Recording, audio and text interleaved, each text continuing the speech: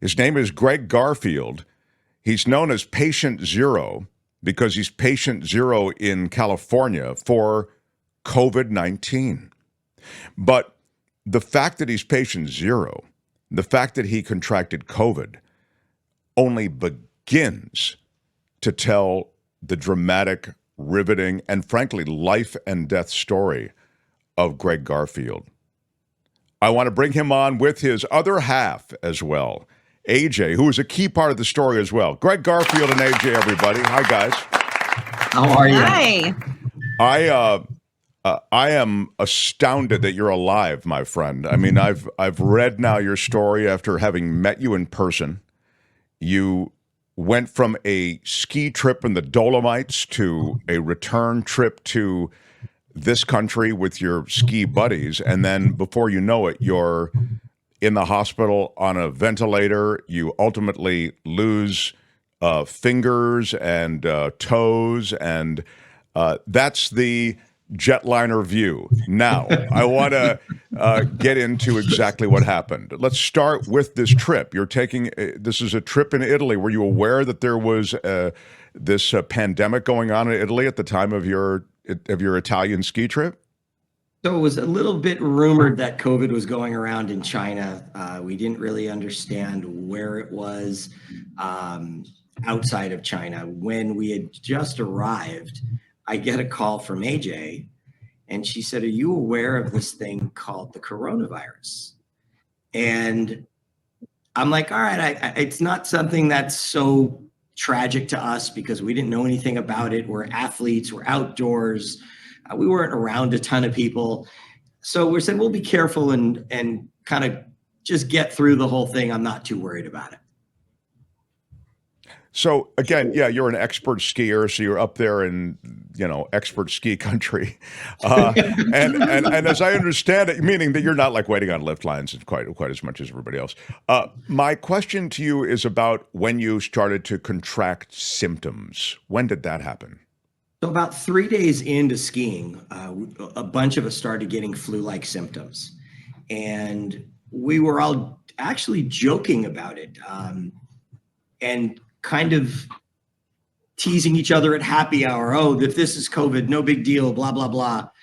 And I started getting progressively worse myself. And after 3 days of skiing, I laid up in my room with 101-degree fever. And 3 of our friends left a little bit early that were from Sweden. One of them checked into the hospital when he got home and was sent home with the flu. So he called us and said, "Hey, we've got the flu, good news." So we just said, "Hey, it's no big deal." And, we just went through our days, and on our way back to LA, we were leaving through Munich. And the night before we were leaving, one of our friends checked into the hospital with double pneumonia. And I woke up I didn't know that till I woke up in the morning, and our drivers were picking us up to go to the airport. Come to find out, our friend Peter was at the hospital, was missing our flight. So we got on the plane flying back to LA. 3/4 of the way through the flight, we ended up getting a text message from Peter and said he tested positive for COVID. So it was a little bit of a scare, to say the least. We really didn't know and understand what this all was. I get off the plane. I call AJ. We weren't living together at the time. We were only together for 18 months. And said, "Don't come to the house because I'm going to go home and quarantine myself." I called my doctor. He called the CDC, who ended up sending a hazmat team to my house, picked me up, drove me to their office in Pacoima, tested me. At that particular time, nobody knew what these tests were. And now, we know that it's a nose swab and what have you, but this was the most hardcore nose swab I've ever experienced. I was just about to say, when the CDC comes to your house and takes you, I'm guessing that's the worst test you can have. It was absolutely. And what they did was, when I got to the room, it was like a trailer. And when you went into that trailer, they put me in an inflow room that was a box. And I had no idea what to expect with this. I'm like, oh my gosh. And they're coming in full hazmat gear. And I'm like, this is serious. So they tested me 24 hours later. Obviously, I tested positive. And But let me just check in on your symptoms at this point. You're still running about 101 fever or something like that, or are yes, things getting much worse? Okay. it's getting a little worse. Brain fog was kicking in. AJ was texting me, and I was answering with one-word answers, and I wasn't picking up the phone because I had no energy. And she got in my grill about like, hey, look, if I'm your person, you communicate with me. And I felt awful. I mean, it was probably the worst feeling I've ever felt in my life, being sick. And I'm never sick. I have something called a hyperimmune system where it's the best of the best. Whenever I would get sick, 24 to 48 hours later, I was always better. And I just wasn't shaking this thing. And so at that point, there must be was there a precipitous decline where did you fall off a ledge in terms of, I mean, it sounds to me like you're slowly being diminished by this illness, but how did you end up in the hospital? Because once you end the hospital, things really get intense. Yeah. I was on the phone with one of my good buddies, and he was asking me questions like, who picked you up? Who took you and where did they test you? And I just didn't remember. And he said, Gregg, you're pretty messed up. You're that guy that has details. And if you're not remembering this stuff, you got to go to the hospital. And I was pushing back. And he got a mutual friend of ours that's a retired physician on the phone. And he ended up literally pushing me to the point of like committing to going to the hospital within 24 hours. And again, worldwide at this point, it's just begun. The wave has begun here in this country. Italy, was in really bad shape. You had people in Italy, stacking up in hallways and hospitals. In this country, it was just beginning. Is that sort of where we were? Yeah, there was nobody in the hospitals at this point. So when my friend John called all the hospitals, I guess that's why they call you patient zero. Come to think of it, sorry about that. Yeah. All right, go ahead. So once my friend was calling all the hospitals, and he's very connected with the hospitals. He worked with Cedars, he worked with UCLA. He's very prominent in the medical space. There was nobody that would take a COVID patient. They said, we're not ready yet. Why don't you send him to the emergency room? Well, if you send me to the emergency room, I'm COVID positive. That's for sure. And it's going to infect everybody. So it wasn't an option for us. And St. Joe's Hospital in Burbank was the only hospital at that particular time that actually was ready with an inflow room to accept me as one of the patients. And I said to him, just do me a favor and hold off until the morning. And if I feel that bad, I'll call you and we'll pull the trigger. Well, subsequently, I had my dog Bear, who is a 90-pound, half lab, half Newfoundland, and she's a rescue, and she was crate trained. So I was calling around to see if anybody would take care of Bear. And at that particular time, they had some concept of it lives on surfaces and it may live on dog fur and all this kind of stuff. And nobody would come to my house and take care of the dog. We called animal control. We called our vet. We called our dog trainer. I called my housekeeper. Nobody would take the responsibility of coming into the house because she was exposed to me. So that morning, I just couldn't breathe. This was 5:30 in the morning. I called John and said, let's pull the trigger. I got to do this. And they sent the fire department here in hazmat gear. Wow. I was on the phone with John and handed my phone to the fire department because I had no concept of what was going on. And they brought me in the ambulance, and I took a picture of my feet inside the doors of the ambulance and sent it to AJ and said, at 5:30 in the morning, I'm on my way to the hospital. Well, she's asleep. So when she wakes up, she's going to see this. And I get to the hospital. I then was I wouldn't let anybody touch me until they got the dog taken care of. And all the nurses, guys, girls, everyone wanted to come to the house, and the administration wouldn't let them for liability reasons. So AJ wakes up, finds out what's going on with me. She was actually happy because I was with people that could take care of me in the hospital. And she was not going to let Bear die because she's locked in a crate. Now it's 5-6 hours later or something like that. And she's like, okay, I'm going to do this. And Well, I have to stop. This is such a small point, but wasn't AJ the default person for the dog anyway? I don't understand why that was an issue. Like, who's going to take care of the dog? Why doesn't just AJ take care of the dog? Well, no, because at the time we were living together. So she was my girlfriend at the time. And sure. And the dog has to remain in the house. It's such a small detail. I don't mean to obsess about it. No, it sounds so silly, but because of everybody thinking that his house would be fully contaminated because he was here for 3 days. I see. And of everything, course. at the time we figured you can't even touch things. That's why we were all cleaning our groceries. That's right. You're absolutely right. Everything was like radioactive. That's a good point. Exactly. So, to get anybody to come into the house was apparently a huge risk because none of us really knew what we were signing up for. So, and Bear happened to be a crated dog. So by the time the day had gone by, Gregg found out he wasn't going home and he was going to stay in the hospital. He was like, well, someone has to get my dog because she's like my child and she's going to die if nobody goes in there. Oh. So that was sort of the reason for Thank you. Thank you for contextualizing that. It's so funny that we lived through it and have, in my case, forgotten how crazy that time was. You're absolutely right. It was viewed as like a crime scene almost. Don't go in. If you touch anything, breathe anything, whatever, you could get this horrible illness.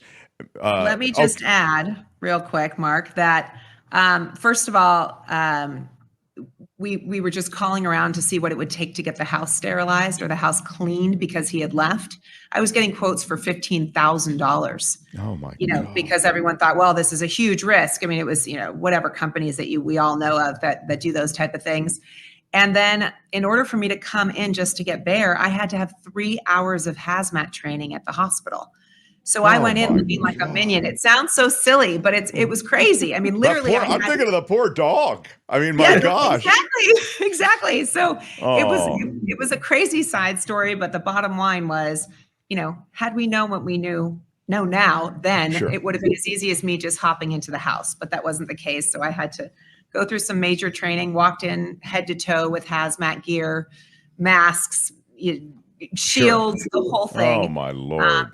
Ended up getting her out. It was amazing. And she actually saved me as well during that time. So, it was kind of a universe. Well, animals are magical, of course. And that's it. But meantime, Gregg, you're there now with Bear managed, in effect. Yes. What's happening to you? You end up in this ventilator situation. So this was on March 5th that it happened with AJ. And 2 days after, on the 7th, my doctor came in and said, your oxygen saturation is so low that you have to be intubated. I had no idea what that meant. Like none of us did. And I even called my doctor friends. I'm like, what is this thing? And they said, look, your oxygen sat is so low that you're not going to survive unless you do this. So what ended up happening was I called AJ and said, look, I'm going to be offline for a couple days. And she said, good for you, sweetheart. You're there getting taken care of. And we'll talk to you in a couple days. Oh, wow. And I spent 31 days on a ventilator. And that's when it became, I was in a medically induced coma through that whole process. And I took a long nap, and AJ over here and my sister Stephanie were the ones that really quarterbacked this whole process. And it was touch and go, and given a 1% chance of survival was pretty scary. What is it? You always hear about these medically induced comas. What is a medically induced coma? What happens to you in that time? You're there for a month in a medically induced coma. Go back, please. Kim, can you go back to when he was in the coma? Thank you. Go ahead. So yeah. I believe it was heavily sedated so that I would not wake up pulling tubes out of my own body. I He was see. also on paralytics, so he was paralyzed fully because being intubated is extremely uncomfortable. And when your organs start to fail, and I'm not a doctor, but this is what we experienced. He was on full 24-hour dialysis. His kidneys were not working. He had fevers of 104 at times where they had to pack him in ice. His lungs were considered ARDS, which is acute respiratory distress syndrome. And so they were really critical. And so with all those things happening, his body was not functioning by itself. And that's why all the machines had to come in and basically, function for him. I'm going to have to go. You want to Yeah, okay, go ahead. So then in that time, they're trying to figure out how to appropriately treat you, I take it, right? I mean, and they really had no idea. This is the issue. Then this is what being patient zero is. I mean, they're trying trial and error to figure out how to treat this COVID disease. So yes, and they didn't really know what to do. One day everything started getting better, and then I took a major dip. I had collapsed lungs multiple times. I had 3 times when I was in sedation. There I had sepsis, I had MRSA, I had everything under the sun. I had blood clots throughout my body. Pulmonary embolism. It was not a pretty sight. It was. It's amazing. If you meet Gregg in person, he looks like a Navy SEAL. I mean, you can't imagine that this guy could be physically diminished in any way. And you were an athlete. I mean, as you say, or a high level expert skier before. So you were bringing that into this party. But that's how quickly your body was crashing and burning, huh? Absolutely. It was really, really scary. And AJ can attest to that whole roller coaster. And AJ and my sister were communicating with, we call it our village, 3-4 times a day while they were talking to doctors and nurses, giving people the update on what's going on with me. And it was a crazy situation for sure. And what were you being told, AJ? What were you told? Because I know, and there's so much that grows out of your story, and we'll get to that in a second. But one of the things that is just a fact is that the odds of surviving this at the time, it was suggested were under 10% and maybe closer to 1%. Could you speak to what you were being told and what the family was being told? Absolutely. Well, to start, in this case, I would say that ignorance was bliss because we didn't know at the time that he had a 1% chance of survival. I really didn't even know at the time that being on a ventilator meant that your chances of survival were decreasing exponentially every additional day you were on it. I think it's something like after you're on a ventilator for something like 7 days, it just, your chances of survival decrease incredibly. But so with COVID at the time, number one, the doctors really didn't know what they were dealing with. So they were sort of speculating and they were sort of saying, hey guys, this is what we think is happening right now. And that's also scary because I was really happy that he was in the care of people that knew what to do, but those people only knew what to do so well and as well as we had, I guess at this point discovered. So the one thing about COVID, when it's really in its really bad stages, is that it's completely unpredictable and it is like an attacking virus that has no boundaries and is completely erratic. So it can seem as though it's under control. It can seem as though, okay, we got past the fevers. It can seem as though, okay, the lungs are healing now. Well, that may be that morning and you think, oh, okay, wow, the lungs have actually improved and the vent settings have improved, so on and so forth. At noon, I could get a call from the doctors and nurses saying, okay, guys, it's completely turned around. We've needed to rely on the vent that much more than we did this morning. He's got a fever again. It was like you'd get good news and then suddenly you would get bad news. And it was the biggest roller coaster. So what we would do is after we spoke to the doctors, we would communicate out via text to all of our friends and say, this is the news from this morning. So everyone would be like on a high or the dead opposite, a low. And by 12 or 1 o'clock, the news was not the same as the morning. And if it was, hopefully if the news was good, then it was, great that we lasted 4 hours with having some decent news that kept people positive. It was constant. It was constant and it was unpredictable. And the only thing I can say is that we relied so much on our village and our friends to keep positive and to stay, to stay in the mindset that there was no other option than Gregg surviving. And it sounds crazy and silly, but when an energy is kept high and people believe, and there's hope, you have to create hope. It worked over Well, time. it definitely, I mean, you can't deny the support of a community during that time. Yeah. I mean, that's crucial. Truly. But Truly. Gregg is just there and, in this induced coma. So at some point you must have turned the corner. When did that happen during that month you were in that state? It was about day 20 that, well, actually, this is an interesting story. We were called in for a family meeting. No one was allowed in the hospitals at that time, by the way. So the fact that we were even called in was pretty incredible. So we went in, his sister, Gregg's brother-in-law, and me went in and we talked to our team of doctors. You had to be thinking this is probably a bad family meeting. I mean, when they call you in like that, right? 100%. And it was pouring rain. It was cold. I mean, there was nothing about the day that felt hopeful, honestly, nothing about the day. So we sat down and we were basically told that he was one day, all of his levels were so bad. His blood pressure was low. They would shift him about an inch just to bathe him, and his blood pressure and heart rate would just drop immensely. So they couldn't even, they really couldn't finish the things that they needed to do just with his body. He was that sensitive. So they said, if he doesn't turn the corner, we have to put him on an iron lung, which is ECMO, which is basically dialysis for your lungs. You breathe outside of your body. It takes all your blood out, and it is the last resort and the last thing you ever want to do. It really tears apart the lungs, and if you can even recover from it, you're lucky. So that day, we sat there and listened. Couldn't believe our ears, and they said, the other thing is we really don't have the facility and the structure here, the infrastructure to do that, so we might have to helipad. What's it called? Medevac.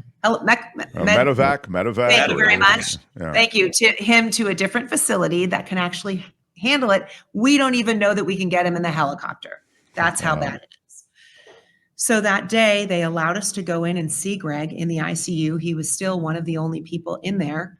So in a way it was the go see him because we're not sure how the rest of this is going to work out type visit. Okay. 100%. And the two of us, his sister and I, started yelling at him through the inflow room, just saying, you're not done. You have to hear us. And we were screaming. We said, you gotta turn the corner, Greggy. We know you have it more in you. And, you do anything when you're grabbing at whatever you have left of hope. And our big saying when we left there, especially his sister, Stephanie, looked at me and goes, he's not done. I know he's not done. And so from that point on, we kept saying that. And strangely enough, the most bizarre things happened that day where a few of us were, again, this sounds airy-fairy, but visited by Gregg. I got a call from his best friend who had woken up out of nowhere telling me that Gregg visited him that day, that afternoon. He was a wreck. He said, I was sleeping. He woke up, he told his fiance, Jackie, Gregg just visited me. I had the exact same thing happen that night, unbeknownst to any of us. And then also Bear was barking at nothing the entire night. Next day, Gregg completely made a turn the corner, and everything started improving. Wow, that is eerie. That is super eerie. All right, so now your recovery. When does the tube come out, and when does the coma become lifted? And that's 30 days in, or something like that, or so it's 31. Well, ish. A little bit. It's 28. Let me talk to your nurse, Gregg. Excuse me. I mean, AJ, how long was it? Asleep during this whole process. Around the 21st or so day of him being on a ventilator. You don't just come off of the ventilator. So he needed to still be on dialysis and still be on the vent, but they do what's called breathing trials. So they first of all had to take him off of the paralytic. So he wasn't paralyzed anymore. You had to wait for him to start moving his body, which took forever. And then they had to start taking him off of the sedation. He was still on a ventilator. So when he started coming off the sedation, every once in a while it would look great. And then they go, oh, no, we have to pull back again. And it was just this constant, finally, he came to, and he was on the vent for about a week, where he was, they'd have to take him on and off and see if he could actually breathe through that process. And a lot of times, by the way, getting off of the vent is the hardest part of the entire process. So even though there's hope for them getting off, does not always mean they can get off ever. So that was a really scary time, but he managed to get off. And that's a shot of Gregg with the, I think, some kind of, medical apparatus around his neck. And he, I hate to be this way, but you kind of look good. I mean, I don't know how you did it. I don't know if you have some glam team come in before you take those hospital pictures, but you actually look, I'll put it this way. If you have to have a hospital picture taken, that's a pretty good one to have taken. I'm telling you, it was crazy. I looked at it, I was like, how do you look good after being dead for 31 days? Kind of a good looking dude. Yeah. All right. So the back and forth, and you come out of it. And then just for the sake of where we have to go, because I think there's so many important things you're involved in post hospital. What is the recovery? I mean, so you get past the life and death thing, but I know you lose fingers, and there are a number of different things that COVID did.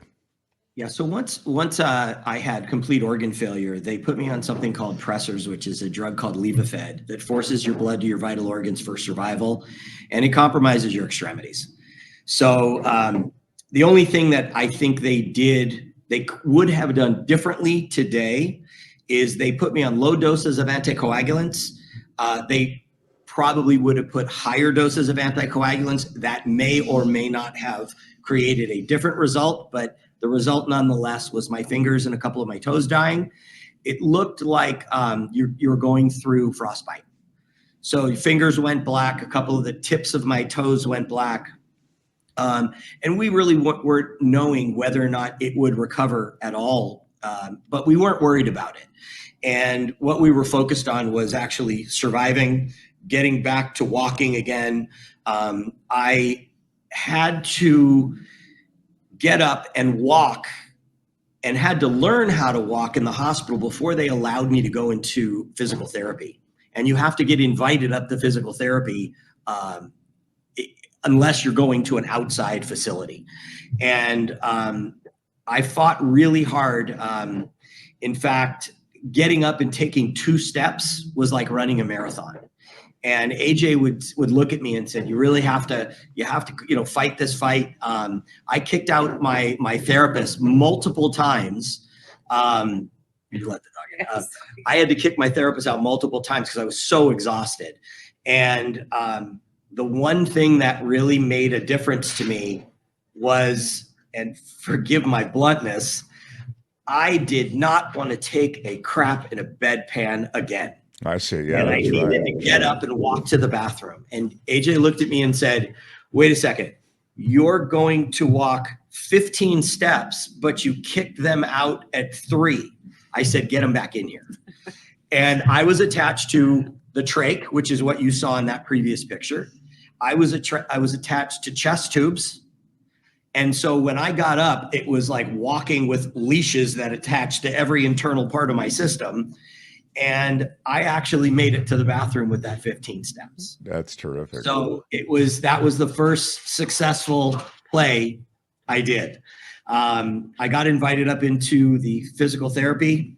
And when you say invited, they want people in physical therapy who can be helped by physical therapy, as opposed to have the strength to actually perform. Right, exactly. If I couldn't perform, I would have to be in another facility that they had enough manpower to actually deal with what my failures, put it that way. And failure wasn't an option for me. So I looked at the doctor and I said, I promise you, I won't let you down. And I didn't. So I got up there. The first day I was in there, I gave 180% and I was wrecked. And the doctor came in and said, you have to learn patience. Give me 80 and give me 80 every day. So going 180 and doing 3 the next day is a failure, because you don't want to go back. So I had 2 weeks to get out of the hospital, I made a commitment to my therapist that I said, I do not want to walk, or I do not want to be wheeled out. I wanted to walk out of the hospital. And he said, he goes, well, let's see what we can do. And he's like, I don't count on it. I said, no, I'm counting on it. So AJ was actually invited back into the hospital to visit me, only because they saw what my mindset was, because I went through ICU psychosis during the whole waking up process. I was delirious. I was in Utah. I was in Manhattan Beach. I was in Vegas, and I wasn't. Sure. I mean, when you're in the hospital, that's part of the game, right? You start to lose your marbles. Oh, I lost my mind. I mean, literally, I thought they had the room bugged and all this crazy stuff. So I ended up getting ready to, well, AJ came in and she said to me, she goes, I want to take you out into the garden.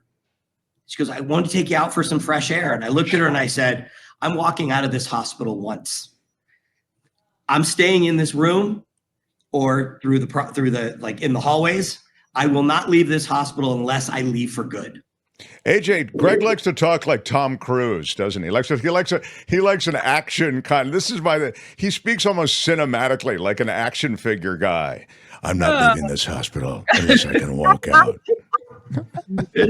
Mark, you nailed him so Let's go out to the quickly, garden just in for a 30 walk. minutes. I'm not walking outside until I never have to come back.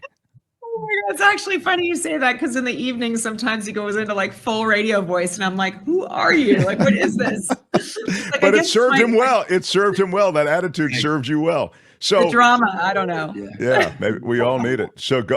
I'm sorry. So go ahead, Gregg. Yeah. So the day finally came where I was able to leave the hospital, and they were doing something for me called the Rocky moment, and I didn't understand what that was. We had everybody came up, they got me ready in the wheelchair, and they were wheeling me down because that's the requirement. And the elevator door opens up, and all of a sudden I see 200 people in the atrium on 2 floors that were cheering and celebrating, and every one of my doctors were there, and they wheeled me in the middle of the atrium and they spun me around to see everybody. Coincidentally, just outside was every media outlet and 100 plus of my friends. Sure. I mean, and again, to remind everybody, it's because you are patient zero. I mean, here is this guy who's been through this, and now you're being released from the hospital. It's no wonder there was all of this at the hospital and around the media. It was actually one of the most incredible, empowering times of my life. And when I was sitting there, and it was just so heartfelt, and my adrenaline was pumping so hard. I was supposed to walk out with a walker, and I looked at AJ and Stephanie and I said, grab an arm. And I stood up and I walked out, and oh my God, I tear up every time I talk about it. It was the most unbelievable experience of my life. I'm not surprised. I mean, I'm not surprised in reflecting on it that you still become emotional. I mean, I can only imagine. So it's interesting and there are just a handful of the people who, helped in your recovery and frankly in saving your life in your treatment, in the hospital. I want to take a moment there's Bear reunited. Yeah. It's just so sweet. I mean, it's an incredibly dramatic story, and it's so many patients were lost during COVID. I mean, you were the first, and it was trial and error, and what could happen, no one knew. So, having come through it, you were committed to sort of making a difference beyond, because you felt. I mean, so many people talk about this, but you've really taken some steps to, I think, try to do that. And in our remaining moments, I wonder if you could just speak to some of the projects you've been involved in. So for the very first time was we advocated when I got out of the hospital for over 20 severe COVID patients. I actually was by their bedside, and there was no PTSD through this whole process. And I was literally there to help them and have them see what could be on the other side. So I spent a lot of time dealing with a lot of the severe patients. At the same time, About 11 years ago, I'm a credit card processor by trade. I work with businesses to accept credit cards for the last 34 years. So 11 years ago, I was very fortunate enough to become the merchant processor for Mammoth Mountain Ski Area. And we aligned with the Mammoth Mountain Community Foundation. And what we did was we donated a percentage of our profits every single month from not only the mountain, but all the merchants in that community. And 100% of the money went to the public school system up there. 5 years in, we audited the program and found out that the STEM and music curriculum exists because of the money we donated. So it was such an empowering story that I branded it. It's called Chip In, Giving Profit a Purpose. And we meet or beat anybody's program. And we donate 10% of our profits to the charity of your choice for life, really making a difference in communities. And today it means more to me than ever before because I've been given the best gift of all, life. And, it's such a heartfelt thing to be able to give of yourself and make a difference in somebody else's life, as I found that they made a difference in mine. So beyond the Mammoth community, you've grown into other communities, as you say, and Yes. other businesses. I mean, this is something that's really picked up some momentum, I know. Yeah, absolutely. We deal with every industry you can think of, for everybody in the manufacturing space, the restaurant space, the retail, online. It's everywhere you can turn. Anybody that accepts payment, credit cards, obviously, non-cash payments, can come to a guy like me and really make a difference. And what we do is we meet or beat anybody's program. So financially, as a merchant processor, a merchant provider, I'm on the side of the merchant. I reduce costs. And at the same time, I create what they call ESG presence, environmental, social, and governance. So when you're raising money for people, or when you're raising money for communities, let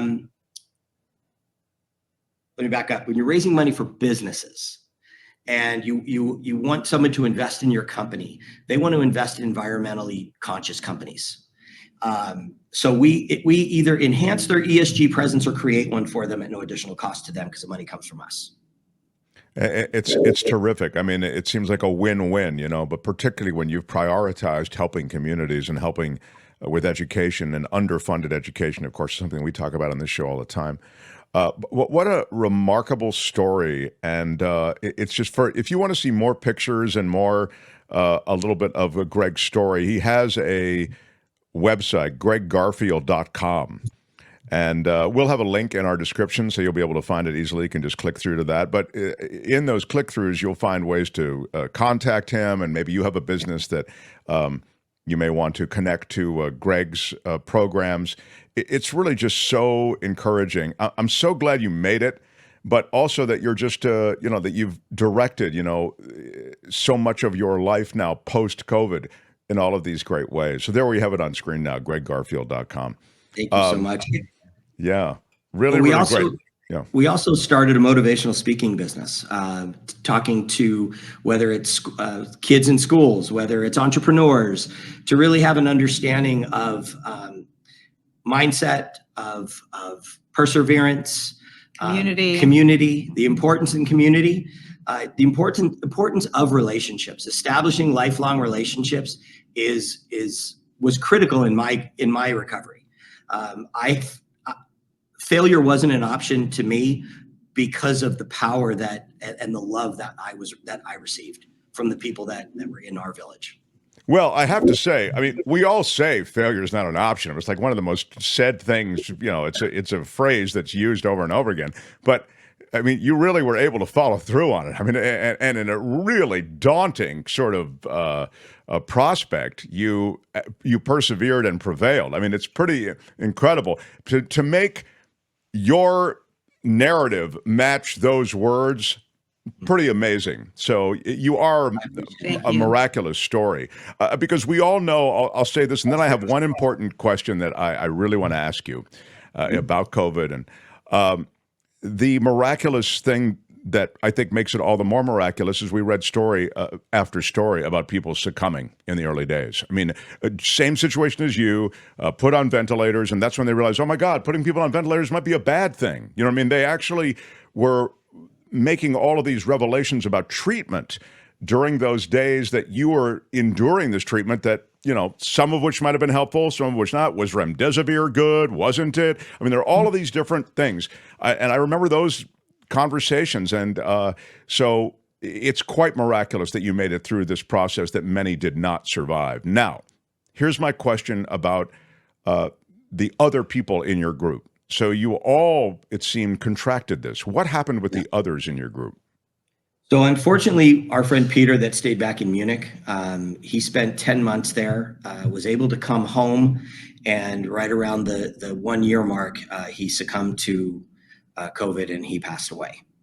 I was the most severe. So let me just. I'm sorry for a quick follow up on that, but he'd carried COVID with him all that time. When you say he succumbed to COVID, or what do you mean? Or had it so compromised his body that he succumbed? It compromised his body. He was on a ventilator for, I think, over 100 days, or somewhere between 90 to 100 days or so. And I think he might have been on ECMO as well. His lungs were so damaged. He might have been, but his lungs were just so damaged, and he had lost over 90 to 100 pounds.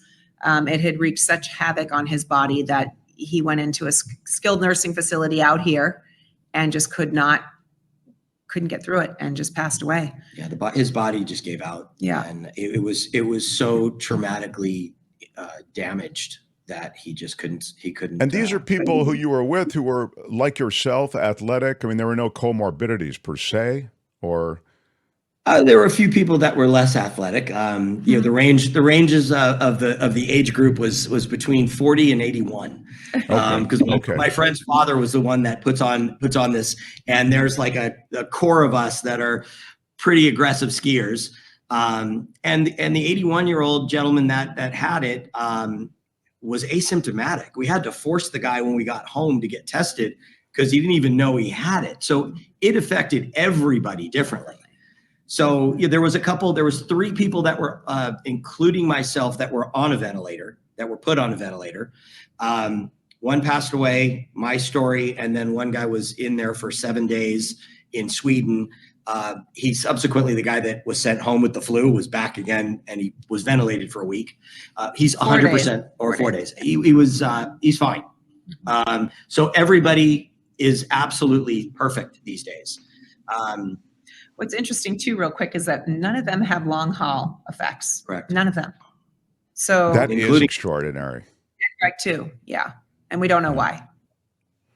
There's so much we still don't know about it, and it's still out there, and I suspect, there'll be, sadly, other pandemics to come. But I'm so glad that you're someone that pulled through, and that you obviously have all of these ways to be an inspiration to so many others. What a great story. When you first told me, I thought, oh my God, I just have to get this story out to others. So congratulations on all the work you guys are doing. Gregg Garfield and AJ Johnson. And again, there's a click through to Gregg's website in the description for this video, or wherever you're listening on whatever platform. It should be in the description as well. Wish you guys the best for the holidays. I hope to see more of you in the new year. Absolutely. For sure. Thanks. Thank you so much for having us on. Thanks again. All right. So long, guys. Hi, it's Mark, and I thought that was great. Hit the notification bell. You'll know whenever there's a new video being dropped, and please subscribe to our channel to help us save the universe.